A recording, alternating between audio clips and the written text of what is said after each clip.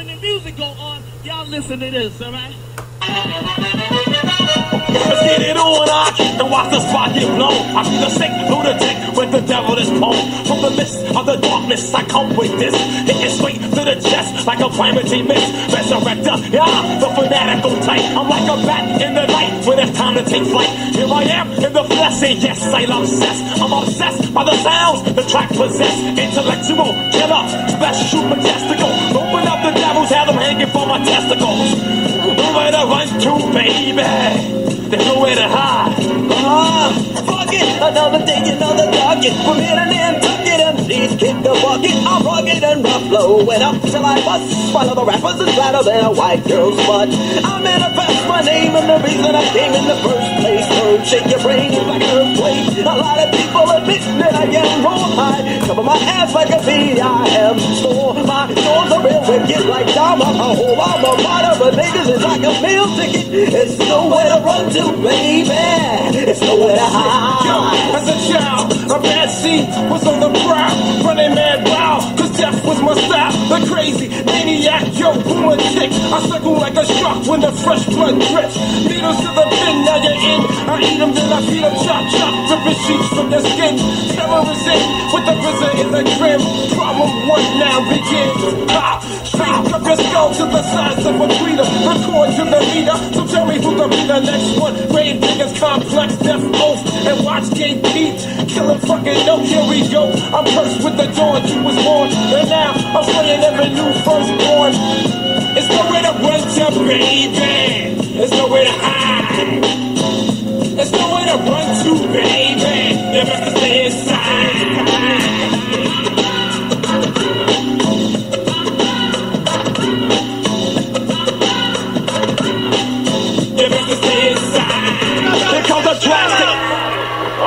Yeah, it's like traffic, go traffic. I don't know what this world is coming to.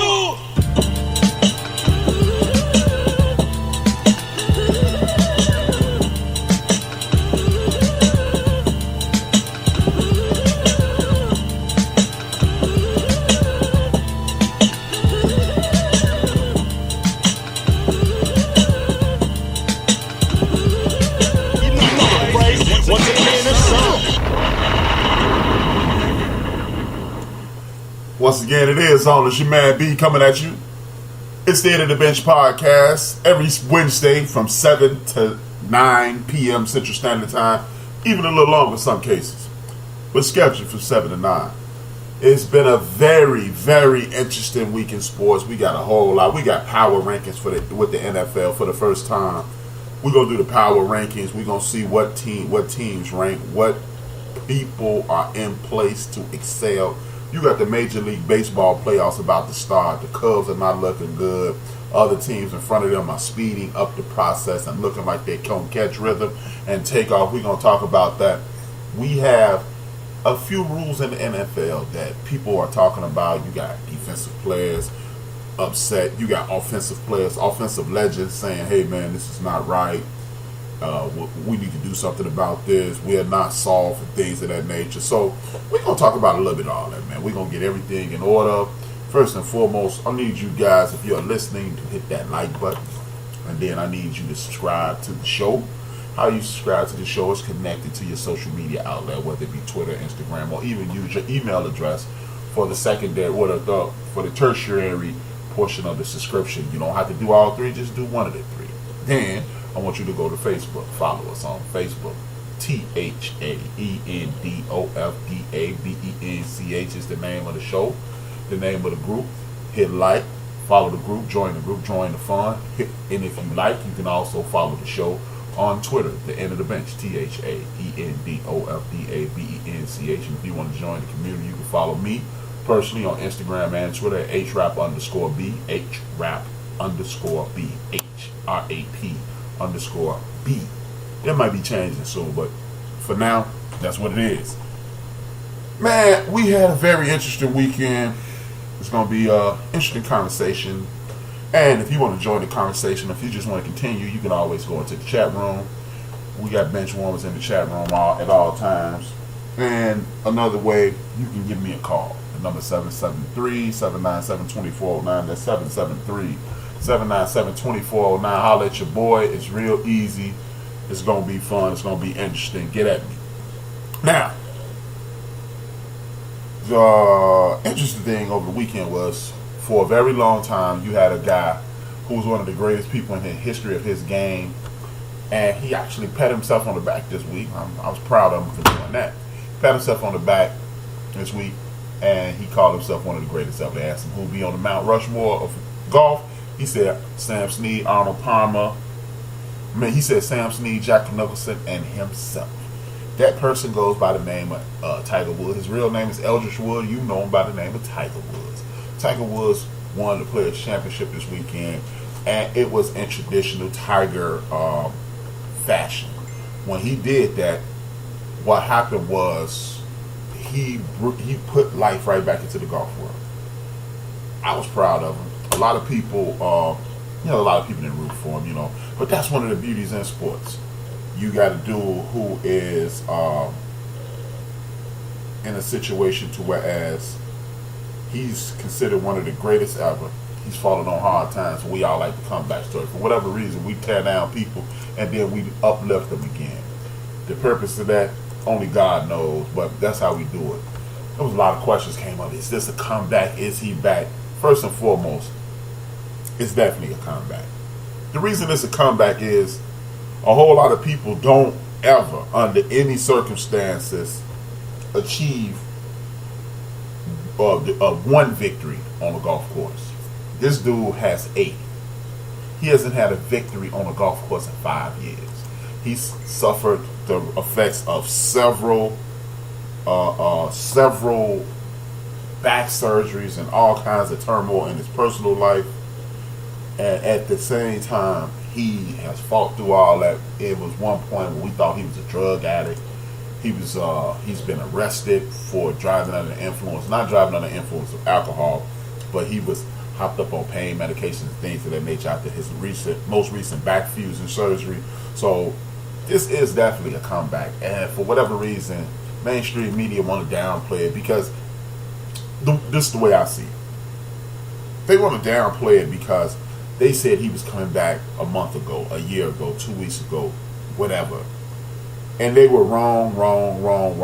They were consistently incorrect about what he was about to do, what he did do, and what he was going to be able to achieve. And now that he's achieved it, they want to poo-poo it or dismiss it or put it in a situation to whereas he's an also-ran. First and foremost, what he did was the equivalent of Tom Brady not winning a Super Bowl for 10 years.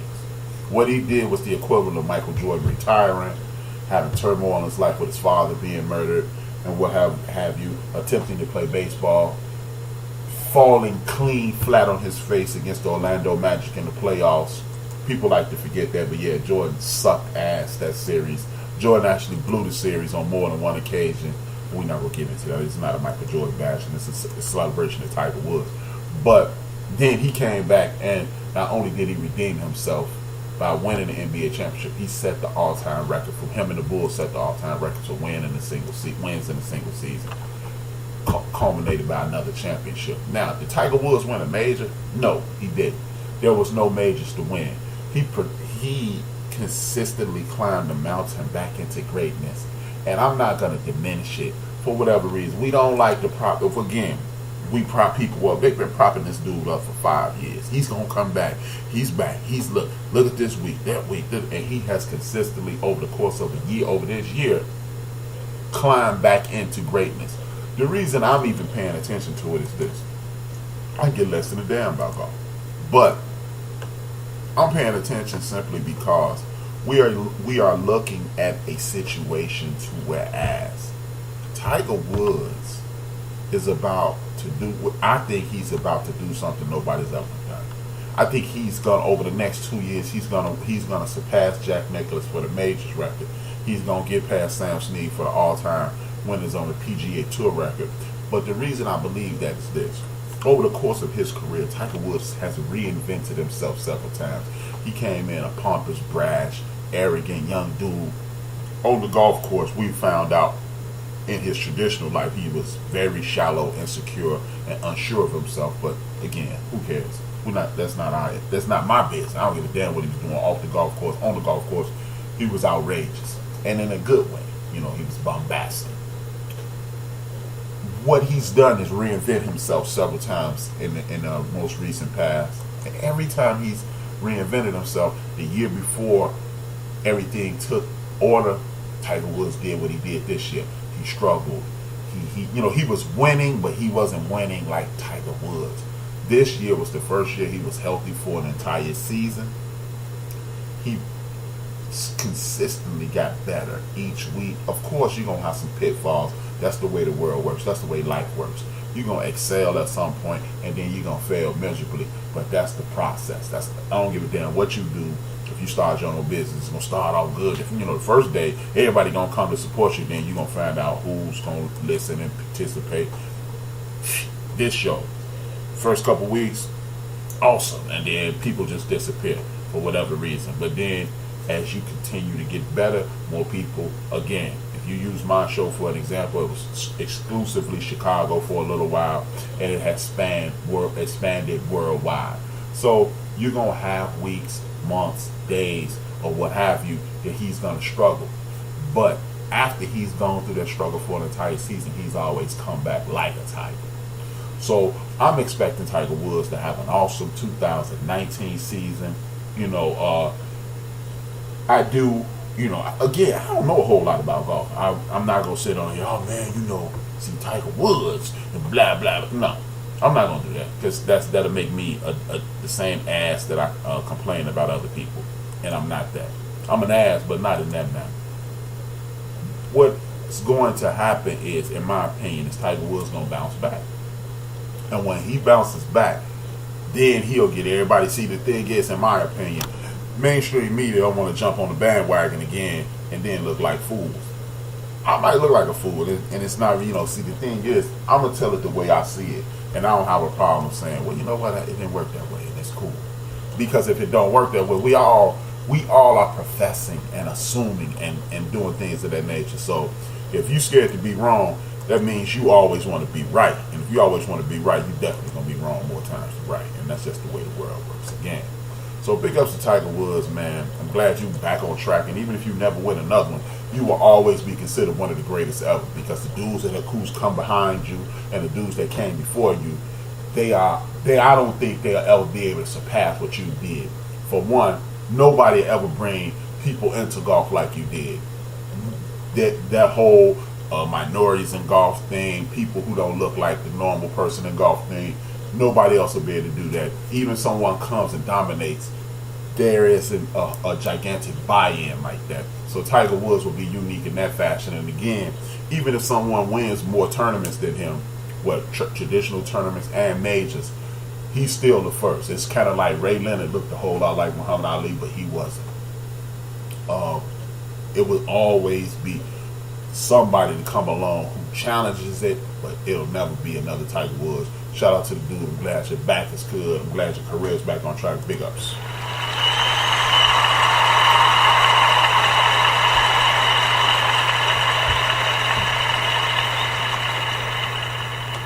With that being said, the NFL is the biggest story in the world right now. And last week we had a very interesting week. I went over it last week a little bit with the New York Jets and the Cleveland Browns. Cleveland Browns won the first time. They won the first time in over 600 days.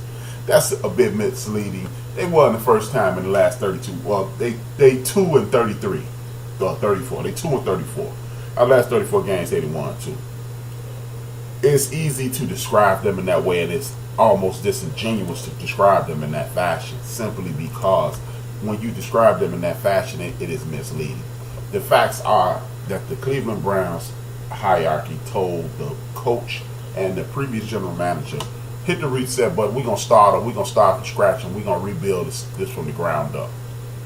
Midway through it, people start complaining, and it was a story, and instead of sticking to their plans, they fired Sashi Brown and hired other people. And now, with all that talent that they amass and all the talent that they are, all the draft picks that they are amassing, they're looking way better than we anticipated this season.